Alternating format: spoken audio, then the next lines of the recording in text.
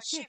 Under compelling circumstances, Lordship, I am mentioning item number 83, Lordship, of today's list. Lordship was pleased to fix the matter as top item of Group 6, Lordship, in today's list. But if the matter is not taken up, Lordship, from Wednesday to Friday, Lordship is not taking up Group 6 matters, Lordship. If it is not taken up, Lordship, the merit list will be published and the petitioners will not be heard, Lordship. So it is at the top in the group 6. Group 6 So top tomorrow matter. it will come. Group 6 matters tomorrow intra-court appeals. Group. Oh. No job. Good evening friends, target khaki WP YouTube চ্যানেলের পক্ষ থেকে সকলকে স্বাগত জানাই।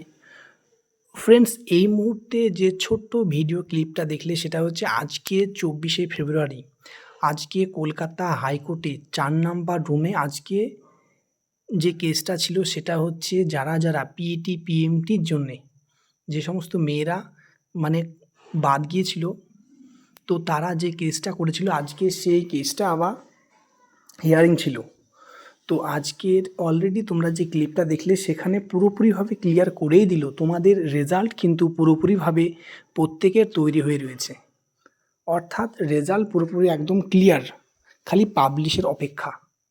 ওই জন্যে আজকের 4 number রুমে অপরপক্ষের যে বিচারপতি বা অপরপক্ষের যে সমস্ত আইনজীবী রয়েছিল, যে সমস্ত মেয়েরা যে কেসটা করেছিল তাদের পক্ষে যে সমস্ত আইনজীবী রয়েছে তারাও কিন্তু চাইছে আগামীকাল বুধবার এবং বুধবার থেকে শুক্রবার অর্থাৎ 27শে ফেব্রুয়ারি পর্যন্ত কোনো একটা কিছু অর্থাৎ যে কোনো একটা দিক যেন ক্লিয়ার হয়ে যায়, যে রেজাল্ট কখন পাবলিশ হবে সেই ব্যাপারটা তারাও কিন্তু চাইছে। কারণ তোমরা জানো যে 27 তারিখে অর্থাৎ 27 তারিখের আগে 26শে ফেব্রুয়ারি একটা মিটিং রয়েছে মন্ত্রিসভায়। সেখানে ভোটের সম্বন্ধে এবং কোন কোন রিক্রুটমেন্ট আটকে রয়েছে এবং আগামী দিনে কোন কোন রিক্রুটমেন্ট আসতে পারে, মানে কোন কোন রিক্রুটমেন্ট বেরোবে, সেই সমস্ত পুরো বিষয়ে আলোচনা হবে 26শে ফেব্রুয়ারি। তো সেদিনই যেন এই বিষয়টা ভালোভাবে উঠে, এই সমস্ত নিয়ে কিন্তু ভাবনা চিন্তা রয়েছে অপরপক্ষের বিচারপতিদের। এবং তার সঙ্গে তোমরা জানো যে 27শে ফেব্রুয়ারি একটা মহা আন্দোলন রয়েছে আমাদের প্রত্যেকের রেজাল্টের দাবির উদ্দেশ্যে। তো একটা উদ্দেশ্যে তোমরাকে বলছি যে তোমরা যেভাবে সোশ্যাল মিডিয়ায় বর্তমানে অ্যাক্টিভ রয়েছো, ঠিক একই রকমভাবে 12,000 ছেলে মেয়ের ভবিষ্যৎ নির্ভর করছে সেই কথা মাথায় রেখে যারা ইন্টারভিউ দিয়েছো, প্রায় 20,000 স্টুডেন্ট ছেলে মেয়ে তোমরা ইন্টারভিউ দিয়েছো, তোমরা প্রত্যেকেই চেষ্টা করবে 27শে ফেব্রুয়ারি একটা বিরাট আন্দোলন করার।